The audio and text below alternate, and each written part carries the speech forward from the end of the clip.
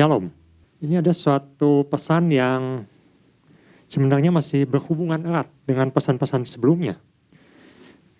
Ada berhubungan dengan identitas kita, identitas orang percaya, dan juga tentang apakah kita sudah hidup benar di hadapan Tuhan, atau kita masih menutup-nutupi, masih memakai topeng dalam kehidupan kita sebagai anak-anak Tuhan. Siapakah kamu? Ini suatu pertanyaan yang disampaikan oleh roh jahat kepada anak-anak Skewa yang begitu membuat mereka babak belur dalam kehidupan mereka, buat mereka malu. Kadang-kadang identitas ini penting kita miliki sebagai anak-anak Tuhan, sama seperti kalau kita melihat orang lain, kita ingin melihat siapa sih orang lain ini atau seseorang ini. Kita ingin tahu siapakah identitas dia itu. Kita bisa lihat misalnya seseorang itu dari bicaranya, dari bahasanya. Ketika dia mengatakan bahasa negara tertentu, kita bisa mulai mengenal, oh mungkin dia itu berasal dari negara anu.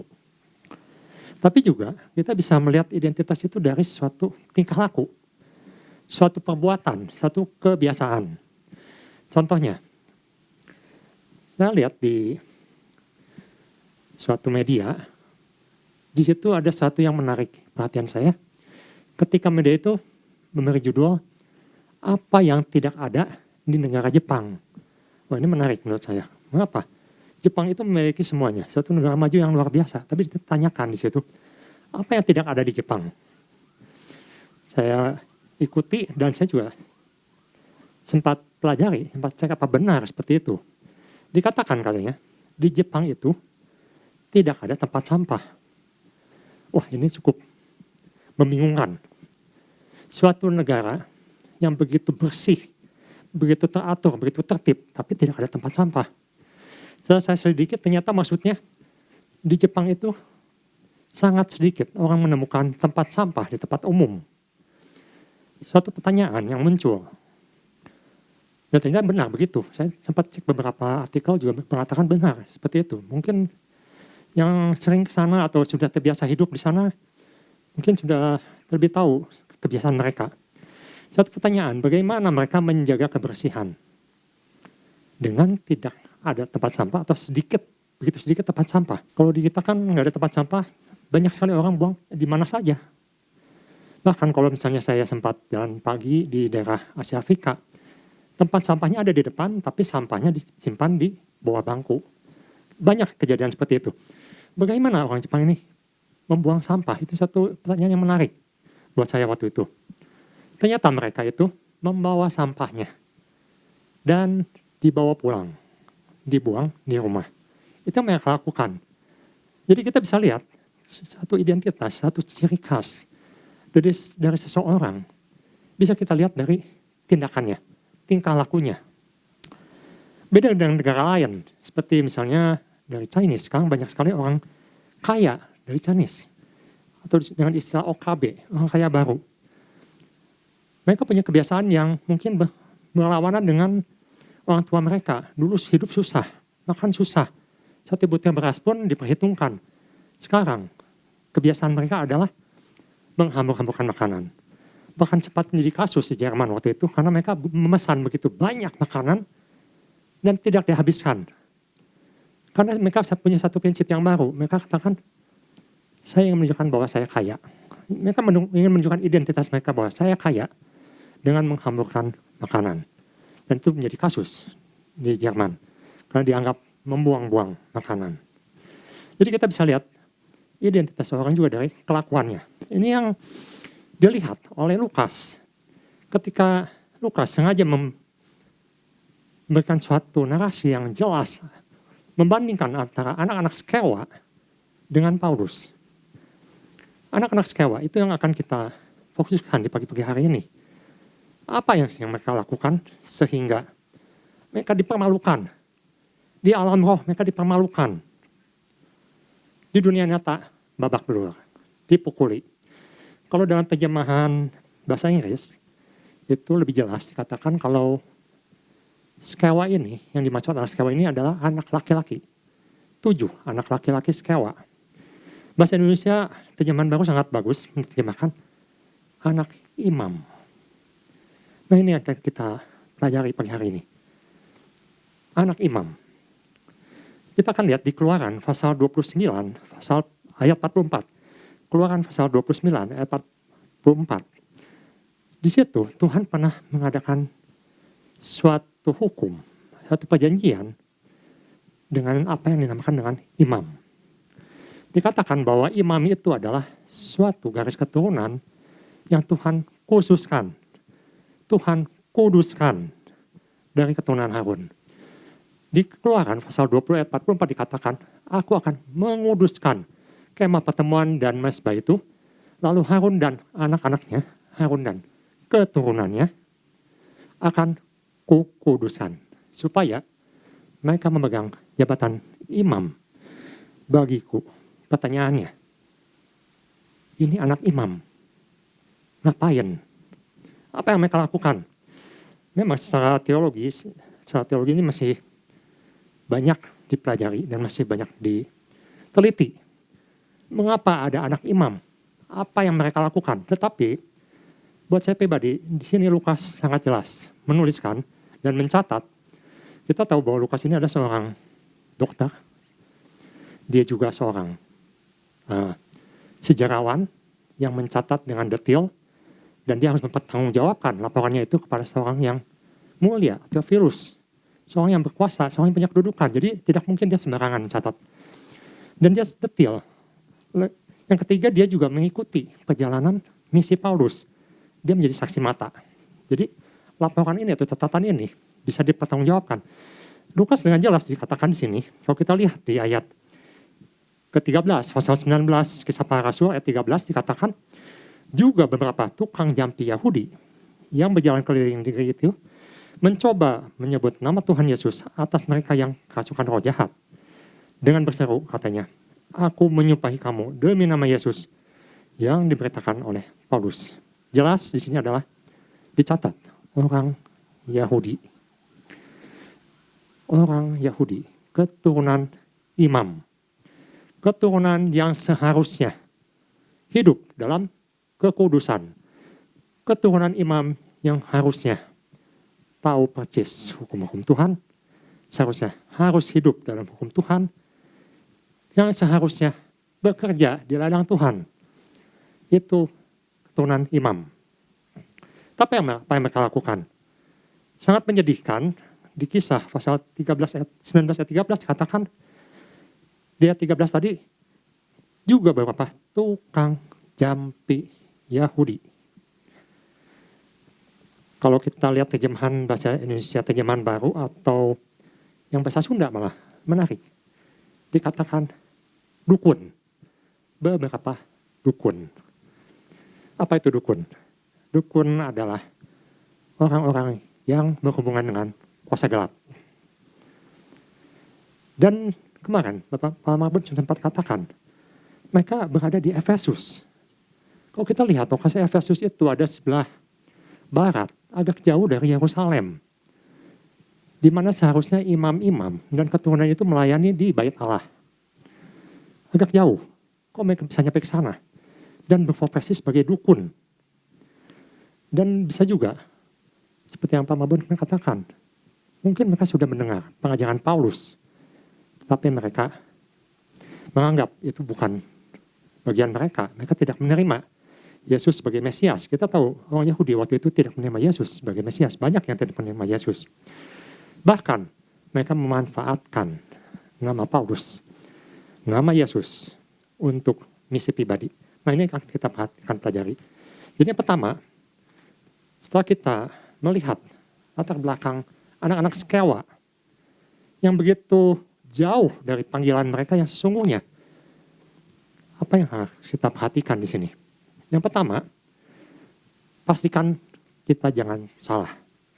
Ada 3 salah yang kita harus perhatikan di sini. Pastikan kita jangan salah. Yang pertama, jangan salah kaprah. Anak-anak sekewa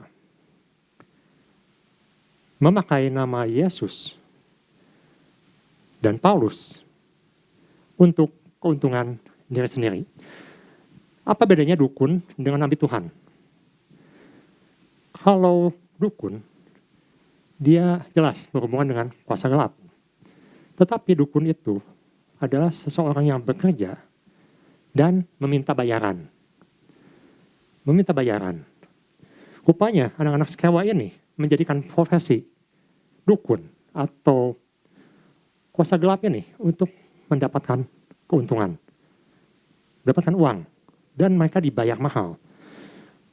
Menurut beberapa catatan, rupanya profesi ini banyak juga dilakukan orang-orang Yahudi untuk mendapatkan uang. Dan mereka sebut dengan istilah seperti yang kita ketahui, dukun tadi. Jadi, bagi mereka, ketika mereka melihat, mereka sudah biasa melakukan hal-hal itu, dan ketika mereka melihat, ada satu kuasa yang luar biasa yang Paulus sampaikan dalam nama Yesus. Lalu mereka berpikir, kalau gitu, kita tambahkan satu lagi untuk memperkuat posisi kita, yaitu apa? Nama Yesus. Untuk apa? Untuk digunakan untuk melakukan ritual dukunnya. Bahkan mereka memakai kata sumpah di sini. Menyumpah-nyumpahi. Memakai kata Yesus yang diberitakan Paulus. Artinya mereka menebeng. Memakai nama itu untuk pekerjaan mereka. Atau boleh dikatakan juga, bagi mereka Yesus itu sebagai salah satu dewa yang ditambahkan. Mungkin mereka sudah pakai dewa-dewa yang lain untuk memakai pekerjaan mereka itu. Mereka tambahkan satu lagi, Yesus, ini keren. Kuasanya besar, ditambahkanlah. Jadi Yesus ini semacam jimat atau aksesoris dalam kehidupan anak-anak Skewa. Kita perlu hati-hati. Mungkin dalam kehidupan kita juga, kita sepertinya tidak melakukan Skewa, seperti anak Skewa, tapi dalam kehidupan yang tidak kita sadari, kita sering melakukan seperti itu. Jadi Yesus plus. Yesus sebagai jimat, Yesus sebagai aksesoris. Kalau di film-film kita sering lihat salib. Itu sering dipakai sebagai jimat. Untuk apa? Untuk usir setan. Pakai salib. Untuk mengusir hantu. Mungkin dalam kehidupan kita sebagai orang Kristen, kita juga tidak sadar atau mungkin sadar juga. Sering memakai Yesus sebagai jimat. Sebagai tambahan dalam hidup kita. Bukannya sesuatu yang utama, tapi tambahan. Supaya dagangnya laris, saya pakai nama Yesus. Supaya pelayanan saya berarti, saya pakai nama Yesus. Tetapi tidak ada hubungan pribadi dan tidak ada pengenalan pribadi dengan Yesus. Itu yang dilakukan oleh anak-anak Skewa. Tidak bisa bedakan mana yang benar, mana yang salah. Dan melakukan sinkretisme. Saya sudah percaya Yesus, pakai nama Yesus, tapi yang dilakukan adalah adat, kebiasaan, ritual. Kita perlu berhati-hati, harus bisa membedakan mana yang ritual, mana yang menjadi sesuatu yang berkenan kepada Tuhan. Bahkan di Hosea pasal 4 ayat 6 dikatakan, Hosea pasal 4 ayat 6, mengapa umat Tuhan binasa? Di situ katakan banyak orang binasa karena mereka tidak mengenal Tuhan, tidak mengenal aku. Tidak berpengetahuan. Tidak tahu mana yang Tuhan inginkan, mana Tuhan yang benar. Hanya nebeng, hanya memakai, hanya mentantolkan nama Yesus. Aksesoris saja. Ya, di sini dikatakan umatku binasa karena tidak mengenal Allah. Karena engkaulah yang menolak pengenalan itu, maka aku menolak engkau menjadi imamku. Karena kita menolak untuk mengenal Tuhan. Saya nggak mau pusing. Pokoknya atas nama Yesus, selesai. Saya anak Tuhan. Saya pasti benar. Nah itu, salah kaprah. Itu anak-anak Skewa. Dan mereka lakukan seperti itu. Yang kedua, jangan salah tempat. Jangan salah profesi. Seorang anak imam itu harusnya berada di Yerusalem. Membantu imam dalam pelayanan dibayar Allah. Membantu jemaat datang untuk melayani Tuhan. Apa yang dilakukan oleh anak-anak Skewa? Mereka berkeliling, dikatakan mereka berkeliling. Berkeliling untuk apa? Untuk menjadi dukun. Jadi jampi, tukang jampi. sesuatu yang keluar dari panggilan yang Tuhan tetapkan. Seharusnya mereka itu menjadi umat yang kudus, umat Tuhan, umat yang melayani Tuhan.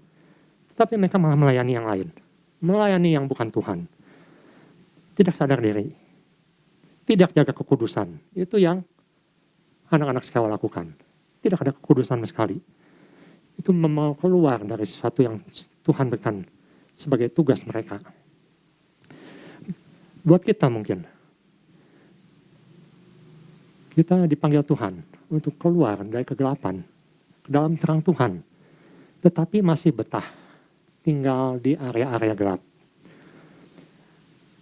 Mungkin ada ibu yang bertanya, memangnya nggak boleh orang Kristen kerja di tempat biliar misalnya, di tempat judi? Mungkin itu jadi satu alasan bahwa mereka mencari nafkah. Tapi kita perlu pikirkan ulang, ada tempat-tempat yang jelas tidak kudus dan Tuhan tidak berkenan. Tempat-tempat yang menjual barang-barang tidak kudus. Tempat-tempat di mana berkumpul orang yang tidak kudus. Tuhan tidak berkenan. Karena itu bukan panggilan bagi anak-anak Tuhan yang seharusnya hidup dalam kekudusan. Kekudusan ini sesuatu yang penting karena Daud sendiri mengatakan kalau kita pelajari di Mazmur 1, dia benar-benar sangat menjaga kekudusan. Dia katakan, aku tidak berdiri di antara orang-orang berdosa. Dia jauhi. Bukan artinya tidak kenal atau menjadi seperti orang yang menyempil, menyendiri, bukan. Maksudnya dia tidak mengikuti cara-cara mereka. Bahkan Daud tidak kompromi dengan apa yang mereka lakukan.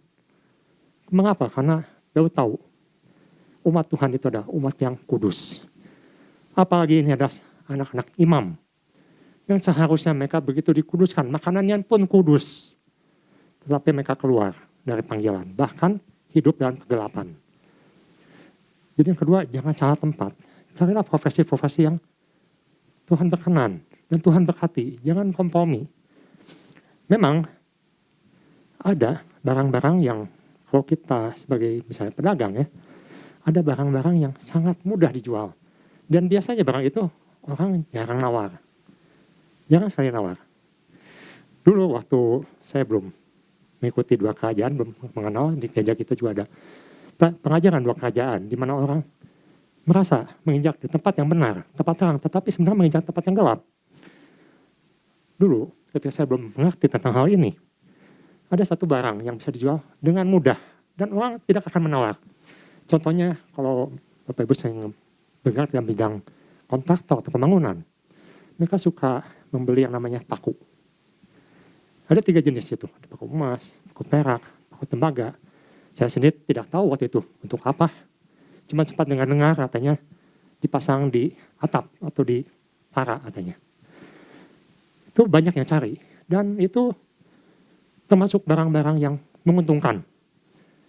Saya tidak mengerti waktu itu. Kalau barang itu adalah barang yang tidak kudus. Dan Tuhan tidak berkenan atas barang-barang seperti itu. Walaupun itu sangat menguntungkan secara perdagangan. Karena kenapa? Orang sengaja cari. Dan setahu saya, pengalaman saya, tidak pernah menawar. Harga bisa di-upgrade. Tapi apa pertanyaannya? Apakah Tuhan berkenan? Itu yang perlu kita pikirkan. Jangan mengambil sesuatu yang Tuhan katakan itu tidak kudus. Tuhan tidak berkenan. Jadi yang kedua, jangan salah profesi, jangan salah tempat. Kita perlu memikirkan ulang, mana yang berkenan pada Tuhan, mana yang tidak. Dan semenjak itu, saya setelah mengerti tentang hal-hal seperti itu, saya putuskan bersama itu untuk tidak menjualnya lagi. Yang ketiga, jangan salah fokus. Anak-anak Skewa, fokusnya adalah uang. Ini suatu yang berbahaya karena jelas kita mengatakan kalau seorang sudah cinta akan uang, maka semua akan dihalalkan. Cinta uang itu adalah sumber kejahatan. Dan kita sudah ketahui, di dalam dunia ini, kalau kita telusuri, mengapa orang melakukan ini, mengapa orang melakukan itu, mengapa orang berperang, mengapa orang melakukan penjajahan. Kalau dites lebih dalam, ujung-ujungnya adalah uang. Cari untung, cari uang. Mereka bukan fokus melayani Tuhan, tapi fokus untuk menguntungkan diri sendiri. Dan lebih parahnya lagi, mereka berhubungan dengan kuasa-kuasa kegelapan. Dibayar oleh orang. Apa yang mereka kabarkan? Bukan Injil, bukan kabar baik.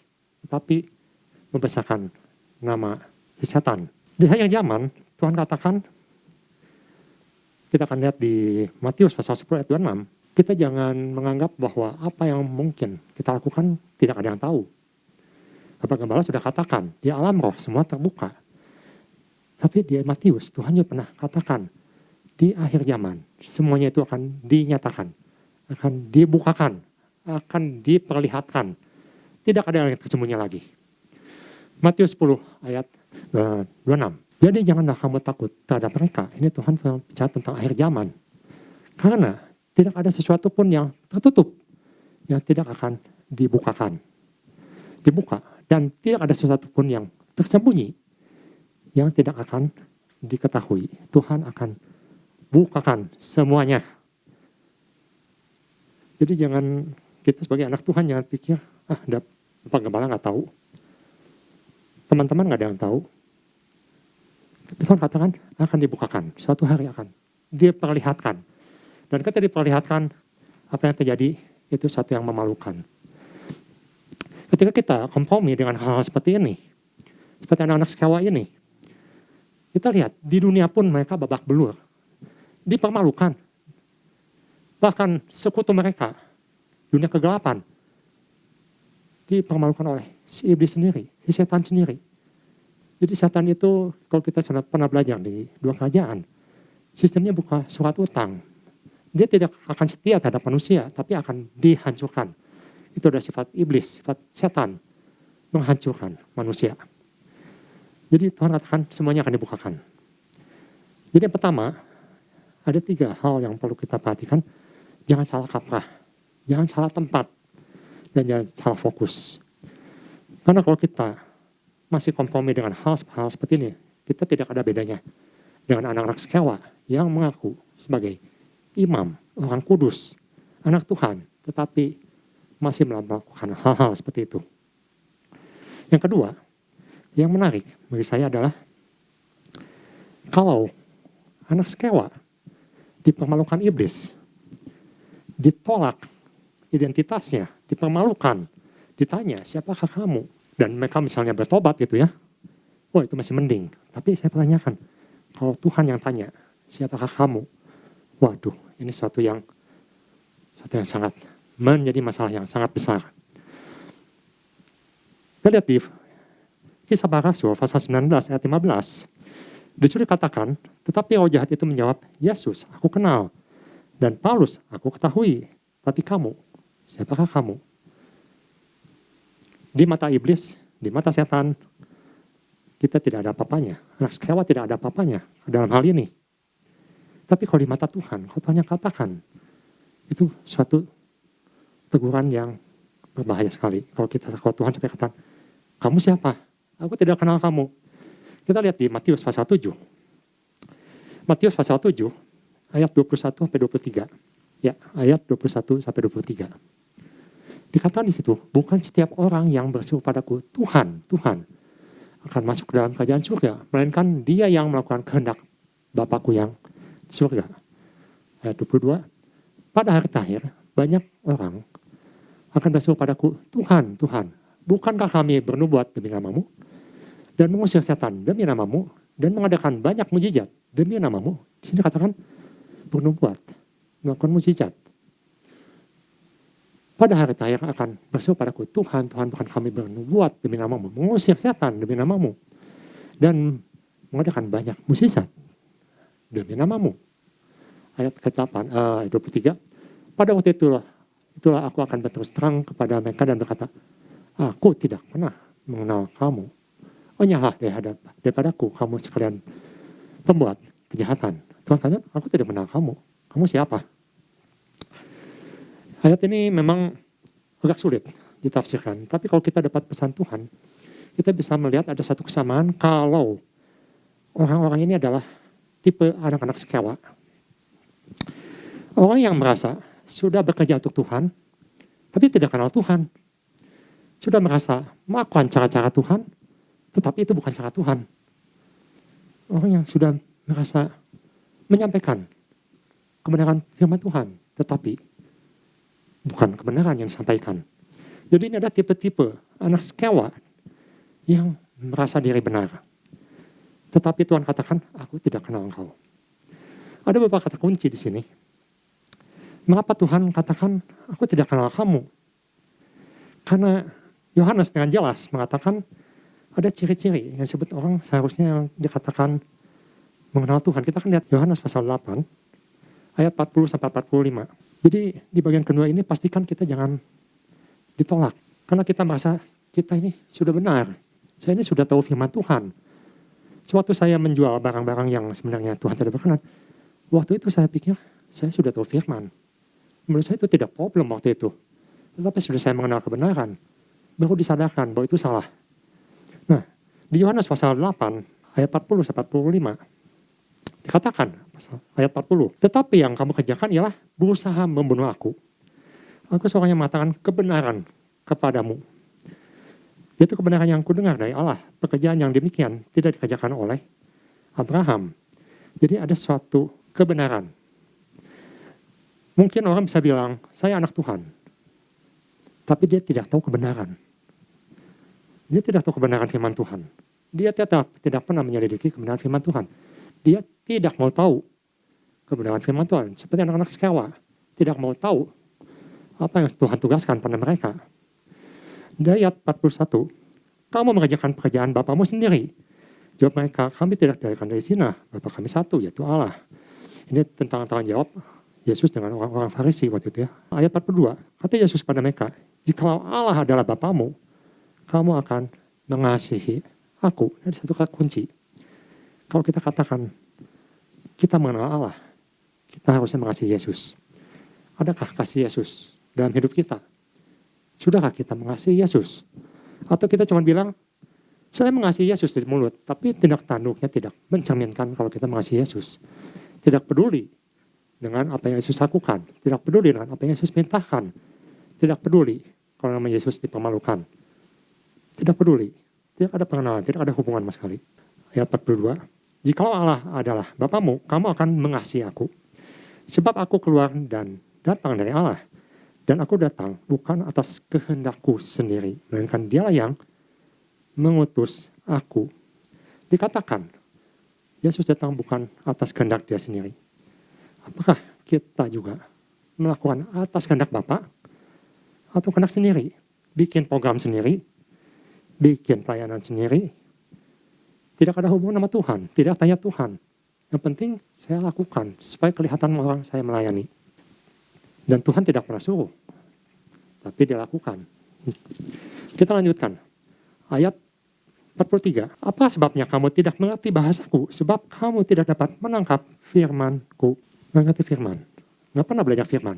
Nggak pernah mau belajar tentang firman. Itu ciri anak sekewa yang mengaku bahwa saya sudah melayani dengan cara yang salah menurut firman. Tuhan tidak pernah menyuruh hal seperti itu. Sama seperti misalnya, saya teringat akan Yefta. Yefta adalah orang yang dipilih menjadi hakim, tetapi dia tidak mengerti firman. Kalau kita bandingkan apa yang dilakukan oleh Yefta dengan apa yang Tuhan katakan di kitab-kitab Nabi lainnya, Yefta mempersembahkan anaknya sebagai korban persembahan pada Tuhan. Tapi di ayat lain Tuhan pernah katakan, tidak pernah terpikirkan dalam pikiranku untuk meminta anak dipersembahkan ke dalam korban api. Itu sama dengan penyembahan Molok, penyembahan berhala, penyembahan orang-orang yang tidak mengenal Tuhan, tidak mengerti firman. Ayat 44. Iblislah yang menjadi bapamu, dan kamu ingin melakukan keinginan-keinginan bapamu. Yang dilakukan, yang iblis yang inginkan, bukan keinginan Tuhan. Dusta, bohong, menutupi kebenaran, menghalalkan segala cara, mencari keuntungan pribadi, itu yang dilakukan. Dan Tuhan katakan, kamu lakukan pekerjaan bapamu, iblis. Bukan aku gak pernah nyuruh kayak gitu. Nah, jadi sebenarnya apa sih yang kita harus lakukan supaya kita pastikan bahwa kita ini tidak ditolak Tuhan? Tuhan katakan, seorang yang pasti Tuhan kenal, ada seorang yang melakukan apa yang Bapa inginkan. Kita akan lihat di Yohanes 5 ayat 38. Di situ katakan, dan firman-Nya tidak menetap dalam dirimu, sebab kamu tidak percaya pada dia yang diutusnya. Ini sama dengan yang tadi dikatakan bahwa seseorang melakukan apa yang Bapa inginkan, karena dia diutus Bapa. Supaya Yesus katakan, aku ini melakukan kehendak Bapa, bukan keinginanku sendiri. Yesus seringkali mengatakan, apa yang aku lakukan ini semuanya karena Bapa yang suruh. Tuhan yang suruh. Hal senada juga dikatakan di Yohanes pasal 14, ayat 31. Yohanes pasal 14, ayat 31. Dikatakan di situ, bahwa tetapi supaya dunia tahu bahwa aku mengasihi Bapa, dan bahwa aku melakukan segala sesuatu seperti yang diperintahkan Bapa kepadaku. Semuanya berhubungan dengan Tuhan, dan semuanya berhubungan dengan apa yang Tuhan perintahkan. Memang ini suatu yang kita lihat dalam Alkitab pun, ketika seseorang mendapatkan satu kedudukan, suatu kekuasaan, suatu kemuliaan, apa yang paling ditakutkan oleh orang itu? Biasanya yang mereka takutkan adalah kehilangan followers. Mereka ingin pertahankan pengikut-pengikutnya. Dan untuk mempertahankan pengikut, biasanya mulai kompromi. Saya lihat banyak artis-artis yang pada awalnya bagus. Tetapi demi menyenangkan fansnya, demi menyenangkan followernya, mereka mulai bertingkah aneh-aneh. Mulai berdandan aneh-aneh. Mulai melakukan sesuatu yang aneh-aneh. Ketika ditanya, mengapa laku itu? Karena mereka takut kehilangan pengikutnya. Di sini Yesus tidak takut kehilangan pengikutnya. Yesus katakan, aku melakukan apa yang Bapa suruh. Orang mau ikut, orang tidak ikut, pilihan pribadi. Tapi Yesus melakukan apa yang Tuhan suruh. Ini suatu yang perlu kita perhatikan, bahwa ketika anak-anak sekewa melakukan apa yang aku inginkan, bukan yang apa yang Tuhan inginkan, maka ini ada sesuatu yang sudah, apa yang disebut dengan tidak melakukan kehendak Bapa. Oleh karena itu, sebagai penutup kita, saya akan lihat di Efesus pasal 6, ayat 11-18, di situ katakan, karena itu Paulus katakan, berbuat orang-orang percaya, ada hal-hal yang penting, yang kita perlu pakai, yaitu senjata-senjata Allah sini. Kalau keselamatan, mungkin itu suatu hal yang sudah mutlak ya. Kita bicara sini, pesan Tuhan adalah berhubungan dengan orang yang sudah percaya, sudah terima Yesus. Tetapi apakah ini sudah ada dalam diri kita? Yaitu apa? Kebenaran. Kebenaran. Apa lagi? Keadilan. Kerelaan untuk memberitakan Injil. Itu yang kehendaki Bapa. Adakah iman?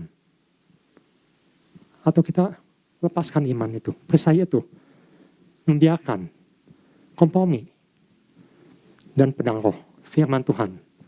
Seperti yang dikatakan tadi, ketika seorang tidak mengerti kuasa firman, maka dia tidak bisa menggunakan pedang itu. Pedangnya ada, tapi tidak bisa pakai. Jadi sia-sia. Jadi Paulus katakan, harus ada kebenaran, harus ada keadilan, harus ada kerelaan, tentang Injil, harus ada iman. Dan kita harus pakai pedang roh, firman Tuhan. Dan ketika pedang ini dipakai, maka kuasa otoritas Tuhan berikan untuk semua anak-anaknya. Jadi kedua hal ini yang bisa saya bagikan. Kita harus pastikan lagi, sekali lagi.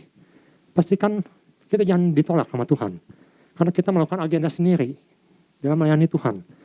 Dan yang kedua, yang pertama tadi katakan, kita jangan sampai salah. Salah fokus, salah kapan, salah peran, salah tempat. Dan Tuhan ingin kita, melalui pesan Tuhan, kita terus maju.